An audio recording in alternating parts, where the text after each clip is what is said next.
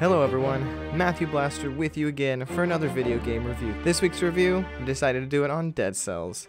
Dead Cells is developed by Motion Twin.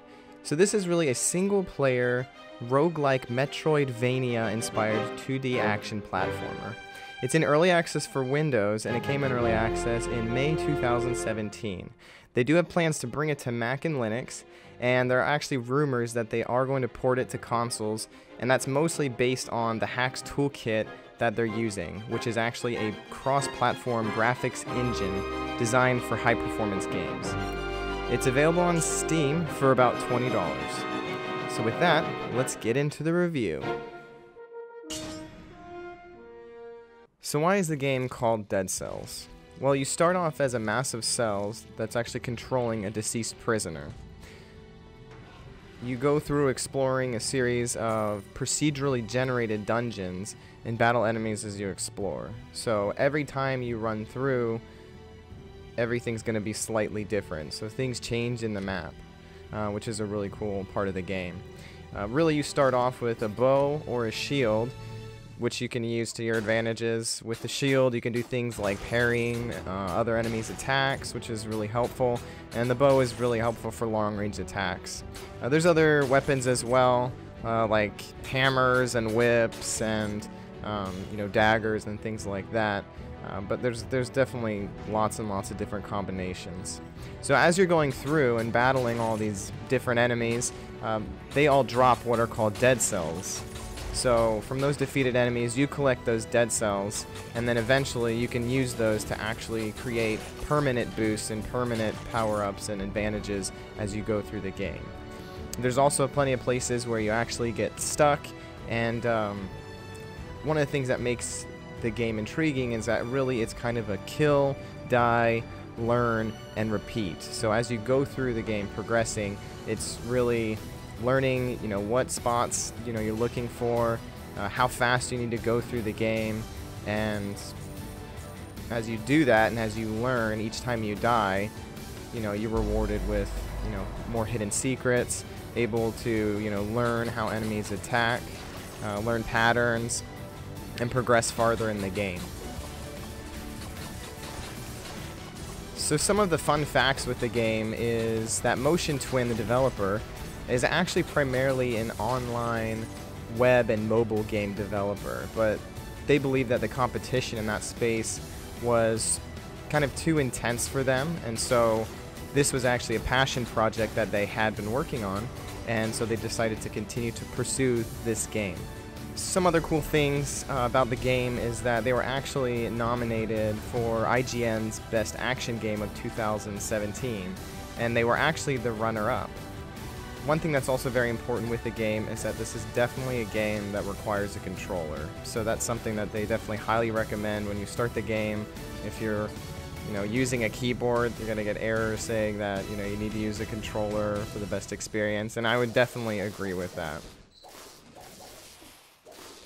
So let's talk about some of the pros and cons of the game that I felt were, made the game and kind of broke the game a little bit. So obviously I'd like to start with the positive things. So the fun factor is huge with this game. The replayability and the fun factor are definitely the two best qualities of this game. Since it's more of a kill, die, learn, repeat, you go through, you learn something new every time you go, and you can usually get further and further and further each time you go through. Which makes the game very, very interesting, a very different dynamic, because you really have the expectation that you're going to die soon. The soundtrack is something that's really great and actually flows really well with the game. It gives it a really good depth, and I think we all enjoy when games have a very good depth of music that really add to the game. So I thought the soundtrack was something that was great. The controls and the gameplay are very solid. Since it's a very tactical game, it's really about really fast movements and being agile, and even the developers like to kind of compare this to a sort of Dark Souls feel in terms of difficulty. The other thing that were, pros for me is the fact that it was a very addicting game.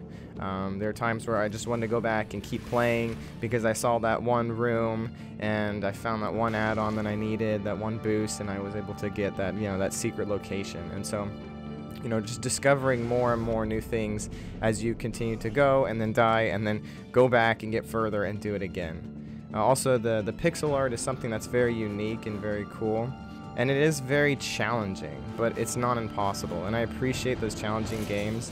I've played the Dark Souls series, and when you get that adrenaline pumping right before you're about to die and you're about to kill the boss, you know, it's a really satisfying feeling that you've really earned it.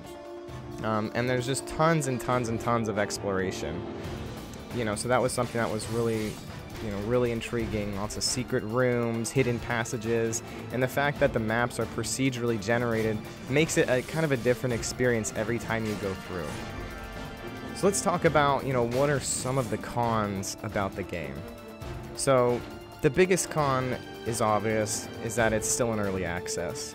I actually put quite a few hours into the game, and they ran an update, and my save was completely gone. And obviously that's something that they warned about at the beginning, but I was just unfortunate enough to be that person.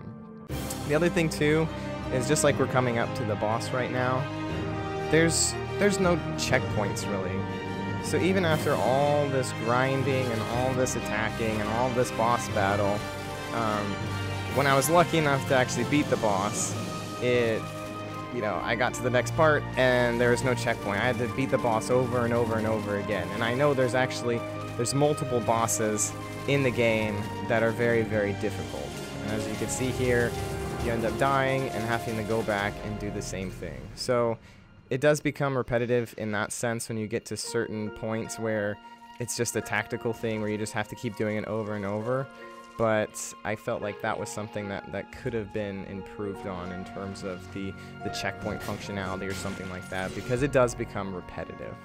But overall, I think Motion Twin has done a great job with this game. I'm looking forward to more of the things to come out. What's nice about an early access game is that it's continually improving, and you can see that with their latest update, which they just pushed, which I believe is called the Foundry update.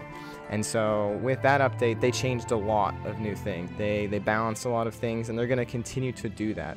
So having that is a huge, huge plus.